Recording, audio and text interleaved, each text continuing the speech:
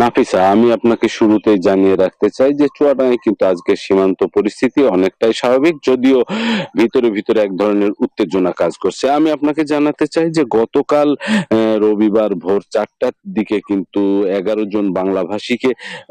চুয়াডাঙ্গার দর্শনা সীমান্ত দিয়ে জয়নগর গ্রামের দিকে ঠেলে দেয় ভারতীয় সীমান্তরক্ষী বাহিনী, বিএসএফ। এই ঘটনাটি জানার সাথে সাথেই বাংলাদেশে যে সীমান্তরক্ষী বাহিনী আছে, বিজিবি, তারা কিন্তু তৎপর হয় এবং ওই ১১ বাংলাভাষীকে সীমান্তের শূন্য রেখার দিকে ফিরে যেতে বাধ্য করে এবং এক পর্যায়ে বিএসএফ কিন্তু তাদেরকে ভারত অভ্যন্তরে ফিরিয়ে নেয় বলে বিজিবি দাবি করেছে। তো আমি আজকে কিন্তু সকালে সীমান্তের বিভিন্ন এলাকায় খোঁজ নিয়েছি, তারা যেটি বলছেন যে সীমান্তে এক ধরনের উত্তেজনা আছে, বিজিবি টহল